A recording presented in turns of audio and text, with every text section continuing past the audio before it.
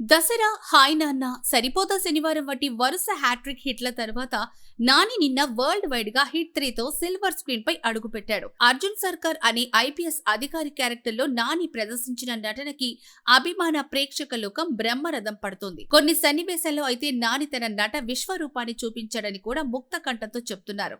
ఈ మూవీ తొలి రోజు వరల్డ్ వైడ్ గా 43 కోట్ల రూపాయలు రాబట్టగా నిర్మాణ సంస్థ అధికారికంగా తెలిపింది. దీంతో నాని కెరీర్ లోని అత్యధిక కలెక్షన్ సాధించిన ఫస్ట్ మూవీగా హిట్ 3 నిలిచిందని చెప్పొచ్చు.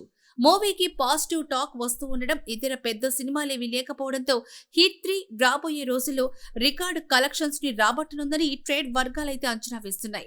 దసరా, సరిపోదా శనివారం చిత్రాలు లాంగ్ రన్ లో 100 కోట్ల క్లబ్ లోకి చేరాయి. ఇక హిట్ 3 తొలి వారంలోనే ఆ ఘనత సాధిస్తుందని కూడా ట్రేడ్ వర్గాలు వ్యక్తం చేస్తున్నాయి. ఓవర్సీస్ లో అయితే స్టార్ హీరో రేంజ్ లో ఫస్ట్ డేని హిట్ 3 1 మిలియన్ క్లబ్ లో చేరి సరికొత్త రికార్డు సృష్టించింది.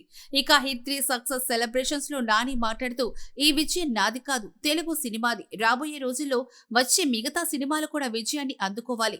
టికెట్ రేట్స్ ని పెంచుకునేలా ఏపీలో అనుమతి ఇచ్చిన సీఎం చంద్రబాబు నాయుడు గారికి, డిప్యూటీ సీఎం పవన్ కళ్యాణ్ గారికి థ్యాంక్స్ అని చెప్పాడు. హిట్ 3ని ప్రశాంతి తిప్పరనేనితో కలిసి నానినే సుమారు 60 కోట్ల రూపాయల భారీ వ్యయంతో నిర్మించాడు. కేజీఎఫ్ ఫ్రేమ్ శ్రీనిధి శెట్టి నానితో జతకట్టగా శైలేష్ కొలను దర్శకత్వం వహించాడు.